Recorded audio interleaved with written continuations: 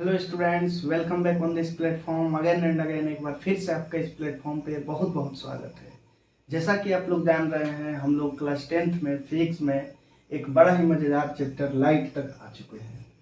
और ये जो लाइट हमारा चैप्टर है उसमें हम लोग न्यूमेरिकल तक आ गए हैं। ये न्यूमेरिकल्स सबसे ज़्यादा जो परेशान करता है स्टूडेंट्स को बोर्ड एग्जाम में, ये न्यूमेरिकल्स होता है। न्यूमेरिकल्स नहीं बनता है मैक्सिमम लोगों से। तो इससे पिछले लेक्चर में हम लोग साइन कन्वेंशन के बारे में बात कर चुके थे और बहुत सारा न्यूमेरिकल भी बना चुके थे। मतलब 2-3 न्यूमेरिकल बना चुके थे हम लोग कम से कम।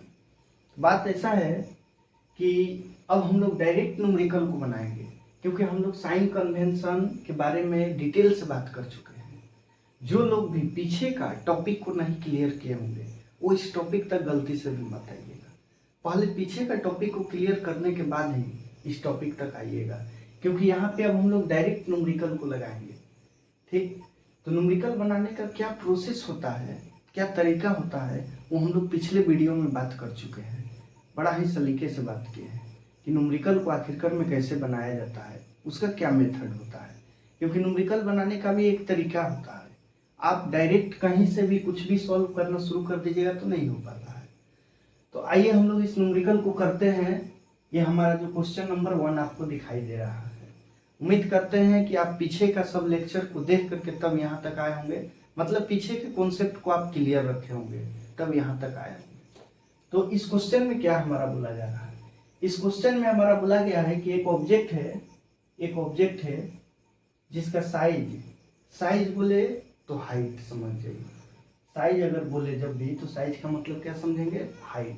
वो कितना दिया हुआ है? 3 सेंटीमीटर। मतलब पहले तो यहाँ पर हमें ये लिख लेना है क्या क्या दिया हुआ है, यानी HO height of object they दिया हुआ है 3 सेंटीमीटर। ये प्लस में होगा। क्यों प्लस में होगा? क्योंकि साइन कन्वेंशन हम पढ़े थे, ये अगर प्रिंसिपल एक्सिस है तो हाइट ऑफ ऑब्जेक्ट यहाँ से ऊपर की ओर मेजरमेंट होगा, यानी आपका ऊपर वाई एक्सिस की ओर जा रहा है। ठीक, तो ये आपका किस में हो जाएगा? प्लस में हो जाएगा। उसके बाद दिया हुआ है कि ये ऑब्जेक्ट जो है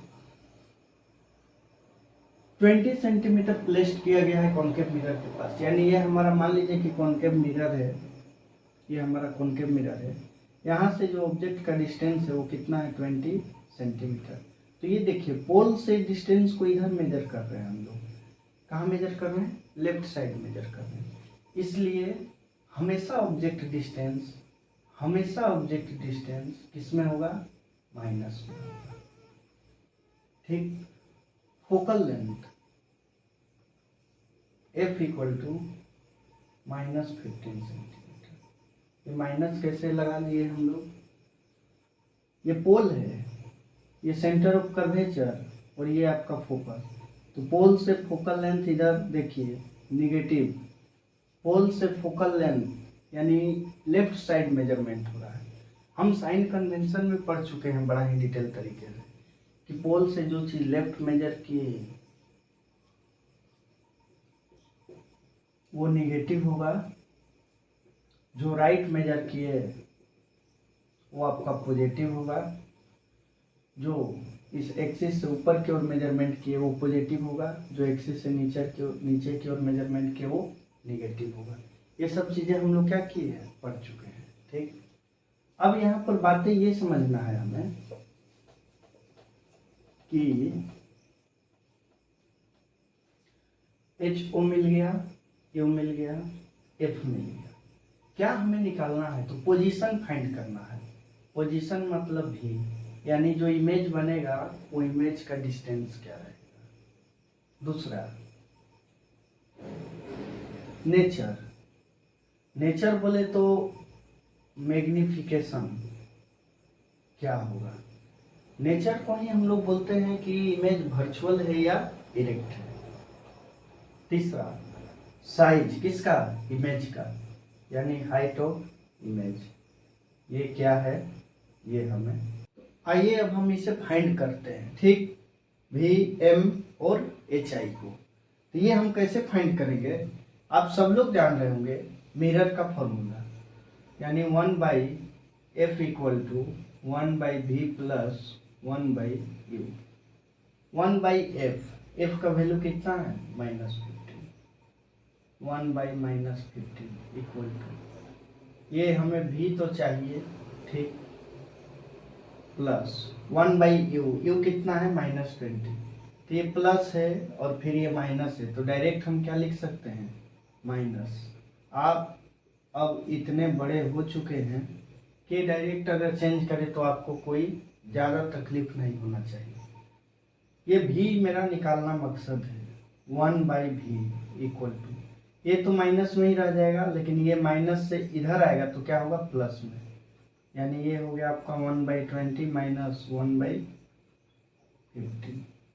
मतलब यहाँ क्या किए 1/v चाह रहे थे हम निकालना, ठीक, तो ये 1/20 जो है ये साइड में आ गया तो प्लस में बन गया, क्योंकि देखिए आगे कुछ नहीं है तो क्या है प्लस है, और ये आपका माइनस में ही रहा। अब इसका एलसीएम हम लोग ले लेंगे, क्या ले लेंगे एलसीएम, तो इसका जब एलसीएम लेंगे 20 और 15 का, तो ये आपका आ जाएगा 60, कितना आ जाएगा 60। आप एलसीएम लेकर के देख लीजिएगा, बट 60 ही आएगा। अब 60 जो आएगा इसका, अब क्या करेंगे हम लोग, इसको इससे डिवाइड देते हैं और जो आंसर आया ऊपर से मल्टीप्लाई करते हैं, तो डिवाइड दिए तो 3 आया, 3 1 जा 3 माइनस, इसको इससे डिवाइड देते हैं, जो आंसर आया ऊपर से मल्टीप्लाई, ये आपका हो गया 4।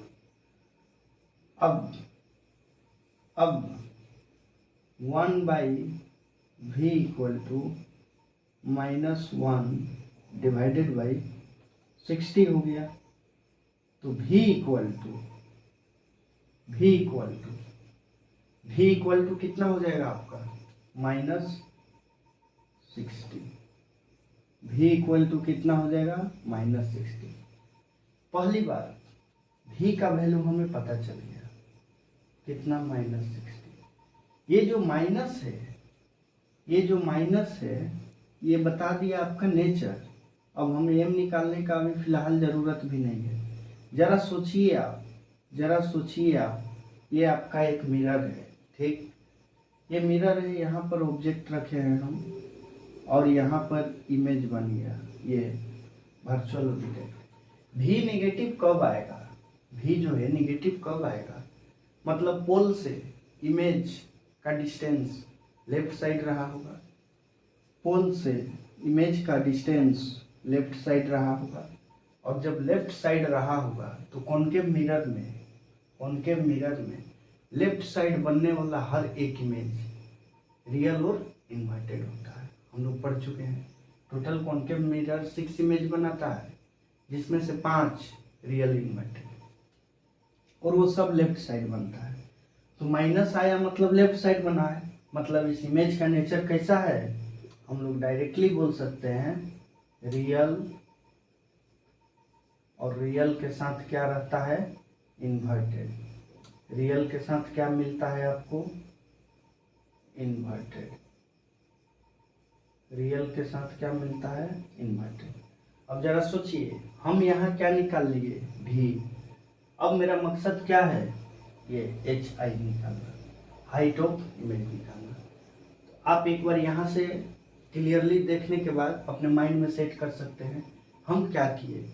हम डायरेक्ट मिरर फॉर्मूला लगाएं, हमें क्या क्या दिया हुआ था, ये माइनस और प्लस पे ध्यान रखना है, क्योंकि क्वेश्चन में आपको साइन नहीं दिया हुआ रहेगा कि ये प्लस में है या माइनस। आपको ये खुद से जानना पड़ेगा साइन कन्वेंशन के अकॉर्डिंग कि प्लस होगा या माइनस होगा। ऑब्जेक्ट का हाइट था, साइज था, यानी ऑब्जेक्ट हमेशा यहाँ से ऊपर की ओर हाइट मेजरमेंट होगा तो प्लस लिए। ऑब्जेक्ट डिस्टेंस हमेशा निगेटिव होता है, क्योंकि पोल से लेफ्ट साइड की ओर आते हैं। ये फोकल लेंथ पोल से लेफ्ट साइड की ओर आते हैं, इसलिए ये भी क्या हुआ निगेटिव हुआ। भी निगेटिव हुआ यानी पोल से इधर की ओर बना होगा, और कॉनकेव मिरर में पोल से लेफ्ट साइड की ओर इमेज बनना हमेशा क्या होता है आपका रियल और इन्वर्टेड होता है। इस बात को आप ध्यान रखिएगा, ठीक। अब हम लोग का मकसद क्या है, ये HI निकालना। हम यहीं पे HI को निकाल सकते हैं, हम यहीं पे HI को निकाल लेंगे। मेरा मकसद है HI निकालना, यानी आप एक फॉर्मूला पढ़े होंगे M = HI by H O equal to minus V by U. ठीक, ये मैग्नीफिकेशन का हम लोग फॉर्मूला पढ़े थे। अब यहाँ पर ये एच आई निकालना मेरा मकसद है, यानी H I divided by H O का वैल्यू कितना है 3 इक्वल टू माइनस वी का वैल्यू कितना आया है 60, लेकिन फॉर्मूला में एक माइनस है और एक पहले से माइनस है, तो इसमें सिर्फ और सिर्फ क्या बचेगा 60 बचेगा divided by U equal to क्या होगा -20। अब आप मल्टीप्लाई कर सकते हैं, यानी जब एच आई हम निकालेंगे तो 63 का कितना होगा 180 डिवाइडेड बाई -20 डिवाइडेड बाई क्या होगा -20। इसे अब कैंसिल करेंगे तो कितना आ जाएगा आंसर, इसे अब कैंसिल कर देंगे तो आपका आ जाएगा 9 और वो भी माइनस में। ये जरा देखिए आप, ये जो आपको 9 दिखाई दे रहा है वो भी माइनस में, ये हाइट ऑफ इमेज है। यही जो इमेज बना था आपका, ये जो इमेज बना था, ये जो इमेज बना था, ये देखिए इसका साइज कितना आया -9 आया। और ये निगेटिव साइन क्या बताया कि उल्टा बना है, एकदम सब चीज परफेक्ट निकल गया है आपका।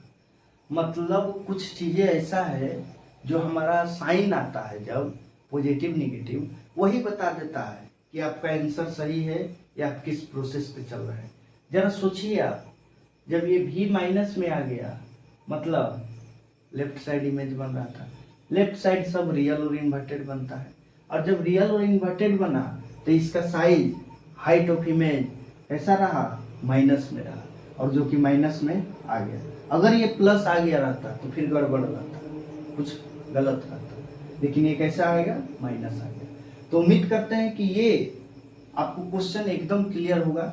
एक बार आप ध्यान से इसे माइंड में सेट करके देख सकते हैं एकदम क्लियरली रूप से, क्योंकि ये क्वेश्चन बड़ा ही अच्छा क्वेश्चन था। और आपसे एग्जाम में कभी भी इस मिरर फॉर्मूला में से कभी एफ पूछेगा निकालने, कभी भी पूछेगा, कभी यू पूछेगा। और इससे पीछे वाले लेक्चर में हम लोग किए थे ऐसा भी न्यूमेरिकल जिसमें एक निकालने के लिए एफ पहले वो निकालना पड़ा फिर वो निकालना पड़ा, वैसा भी हम लोग टाइप का कर चुके हैं। और भी वैरायटी का क्वेश्चन हम लोग लगाएंगे, मतलब आपका बोर्ड एग्जाम में न्यूमेरिकल्स नहीं छूटेगा। सीधा सा बात यही है, आप इतना न्यूमेरिकल कर लीजिएगा तो उम्मीद करते हैं कि आपको ये क्लियर हो गया होगा। एक बार आप इसे ध्यान से माइंड में सेट कर लीजिए, ये न्यूमेरिकल को एक बार ध्यान से आप माइंड में सेट कर लीजिए। तो आइए अब हम लोग नेक्स्ट क्वेश्चन की ओर आगे बढ़ते हैं, और ये भी बहुत अच्छा है क्वेश्चन है। इस टाइप का क्वेश्चन आपका बोर्ड एग्जाम में पूछा भी गया है। इस क्वेश्चन में क्या बोल रहा है ये देखिए, ये क्वेश्चन आपका डायरेक्टली एफ और यू निकालने पर नहीं है, मतलब कि हम मिरर फॉर्मूला लगाएं और निकाल लें। ये थोड़ा लॉजिकल क्वेश्चन है। ये बोल रहा है कि कॉन्केव मिरर है जो 3 times in large image produce कर रहा है, जो कैसा है रियल है, जो कैसा है रियल है किसी ऑब्जेक्ट का। मतलब एक कॉन्केव मिरर है, ध्यान से समझिएगा बातों को। ये हमारा एक कॉन्केव मिरर है, ठीक, और यहाँ पर ऑब्जेक्ट रखा हुआ है, कॉन्केव मिरर है तो ये आपका एक ऑब्जेक्ट है ये, और ऑब्जेक्ट से 3 गुना बड़ा, कितना 3 गुना बड़ा क्या बन रहा है इमेज बन रहा है। ऑब्जेक्ट से 3 गुना बड़ा क्या बन रहा है इमेज बन रहा है आपका, 3 टाइम्स इन लार्ज बन रहा है। और कैसा बन रहा है रियल। रियल हमेशा क्या होता है इन्वर्टेड होता है। कॉमन सेंस लगाना है और यहाँ से बातों को कैच करना है कि ऑब्जेक्ट जो है 10 सेंटीमीटर के दूरी पर रखा हुआ था, यानी ऑब्जेक्ट का डिस्टेंस कितना है 10 सेंटीमीटर, और ये 3 गुना बड़ा इमेज बना लिया अपने से, यानी 3 टाइम्स। कैसा बनाया रियल बनाया, लेकिन रियल कैसा रहता है इन्वर्टेड रहता है, ठीक।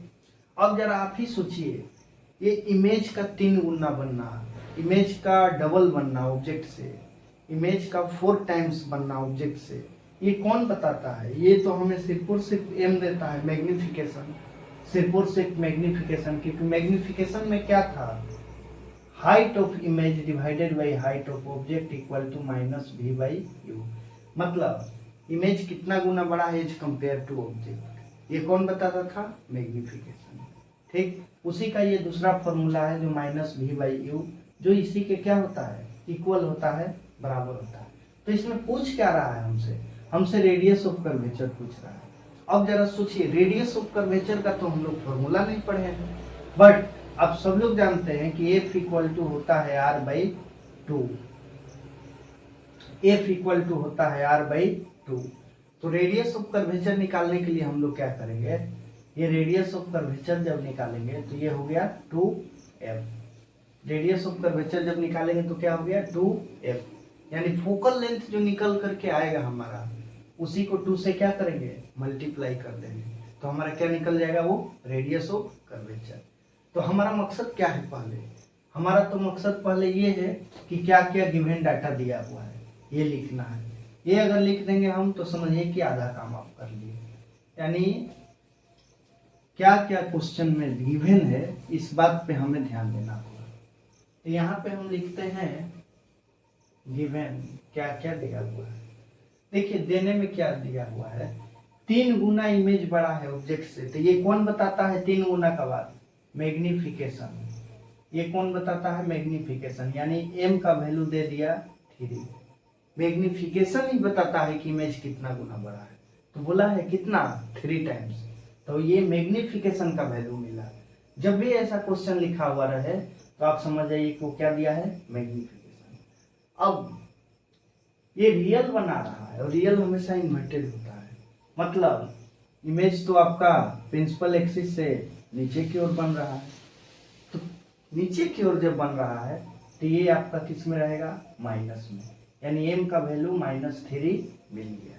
ठीक, अब मेरा मकसद है f निकालना, फोकल लेंथ, और उसके बाद रेडियस ऑफ कर्वेचर निकाल लेंगे। तो अगर हम मिरर फॉर्मूला लगा रहे हैं 1/f equal to 1/v plus 1/u, तो f तो निकालना है, u तो दिया हुआ है 10 सेंटीमीटर, यानी u जो है आपका वो दे दिया है -10, क्योंकि वो हमेशा नेगेटिव में होता है। लेकिन v नहीं पता है। ठीक, तो कम से कम ये 2 चीज पता होना चाहिए, तभी तो f निकलेगा। तो v कैसे निकालेंगे हम? तो यहाँ आपको दिख रहा होगा मैग्निफिकेशन का वैल्यू -3 दिया हुआ है। ठीक, तो जब -3 है तो m का फॉर्मूला हम लोग पढ़े थे, m इक्वल टू -v/u। हम m का ये भी फॉर्मूला पढ़े थे, hi/ho इक्वल टू -v/u। तो अभी हम इसका यूज करेंगे, क्योंकि हाइट ऑफ ऑब्जेक्ट और हाइट ऑफ इमेज से इसमें कोई मतलब ही नहीं है। अभी फिलहाल कोई भी साइज वगैरह नहीं दिया है आपका इमेज का, ऑब्जेक्ट का। तो m के जगह पर हम -v/u लिख सकते हैं, इसमें कोई दिक्कत आपको नहीं होना चाहिए। ठीक, m का वैल्यू दिया हुआ है कितना? -3, यानी m के जगह पे रखेंगे -3 इक्वल टू -v/u का वैल्यू कितना होगा? 10, लेकिन माइनस में 10 होगा, लेकिन माइनस में 10 होगा। अब v का वैल्यू निकालिए, यानी -v इक्वल टू, ये माइनस और माइनस आपस में क्या हो गया? कैंसिल हो गया, तो ये आ गया आपका 30। यानी एक्चुअली में अगर हम बात करें तो v इक्वल टू आएगा -30। v इक्वल टू कितना आया? -30। तो ये आपका वैल्यू निकल गया किस चीज का? ये आपका वैल्यू निकल गया v का, यानी इमेज डिस्टेंस निकल गया। अब देखिए जरा v माइनस में आ गया। ये कितना अच्छा बात बोला है, ये कितना अच्छा बात बोला है। ये कॉन्केव मिरर था, ये ऑब्जेक्ट था, ये इमेज बना, पोल से इधर की ओर जो मेजर करते हैं वो माइनस में आता है। यानी इमेज आपका लेफ्ट साइड बना होगा, लेफ्ट साइड बना होगा तभी तो निगेटिव आया। और जरा ये भी सोचिए आप, ये निगेटिव आया तो रियल और इन्वर्टेड है। कैसा है? रियल और इन्वर्टेड है। तो यहाँ से आप 2-3 चीजें क्लियर कर लिए, मतलब हम लोग सही रास्ते पर है। ये साइन हमें बता दिया कि हम लोग सही रास्ते पर है। अब हमारा मकसद क्या है? रेडियस ऑफ कर्वेचर निकालना, यानी इसके लिए हम क्या निकालेंगे? f। तो मिरर का फॉर्मूला लगा लेंगे 1/f equal to 1/v plus 1/u। देखिए न्यूमेरिकल बनाते समय हमें इस बातों का ध्यान जरूर रखना पड़ता है कि क्या निकालना है और क्या फॉर्मूला में चाहिए। हमें निकालना था रेडियस ऑफ कर्वेचर। इसका फॉर्मूला हम लोग पढ़े F इक्वल टू R/2। हम क्या सोचे कि radius of curvature focal length के दुगना होता है, यानी F निकल जाएगा तो मेरा काम हो जाएगा। बट F निकालने में परेशानी आ रहा था, V का वैल्यू नहीं पता था। V का वैल्यू नहीं पता था, V कहाँ से निकलेगा? तो क्वेश्चन में मैग्निफिकेशन दिया हुआ था जो -3 था। ये माइनस हम लोग साइन के अकॉर्डिंग लाए क्योंकि रियल था, इमेज जो है रियल बन रहा था, रियल इमेज उल्टा बनता है, तो इसलिए m का वैल्यू -3। और हम लोग पढ़े थे formula m equal to -v/u होता है। तो ये क्यों लगा दिए v निकालने के लिए? क्योंकि m का वैल्यू पता चल गया था, u का वैल्यू पता ही था हमें क्वेश्चंस में ही, तो हम क्या किए डायरेक्ट यहाँ से v को निकाल लिए। अब ये मिरर फॉर्मूला पे आप लगा लीजिए, कोई दिक्कत नहीं है। 1/f इक्वल टू 1/v के जगह पर कितना रखेंगे? -30। अब ये देखिए प्लस में है और यू माइनस में है, तो डायरेक्ट हम माइनस कर लेते हैं। -1/10 ये हो गया आपका 1/f इक्वल टू, एलसीएम ले लीजिए 30 और 10 का। एलसीएम ले लीजिए यहाँ पर 30 और 10 का। आप एलसीएम ले सकते हैं क्लियरली एकदम। इसे आप ले जाइए 5 से, 5 6 जा 30, 5 2 जा 10। ये आपका और एक बार लेके चले जाइए 2 से, 2 3 जा 6, 2 1 जा 2, 3 2 जा 6 और 6 5 जा 30। ये आपका हो गया 30। इसको इससे डिवाइड दिए, 1 आया, ऊपर से मल्टीप्लाई किए 1 आया, -1 माइनस, इसको इससे डिवाइड दिए 3 आया, ऊपर से मल्टीप्लाई किए 3 आया। अब इसमें क्या करेंगे हम लोग, इसको यहाँ पर बना दे रहे हैं।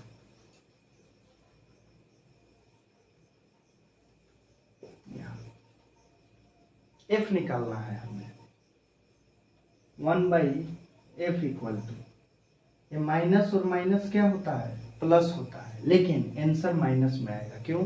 क्योंकि माइनस साइन हमारा बड़ा है।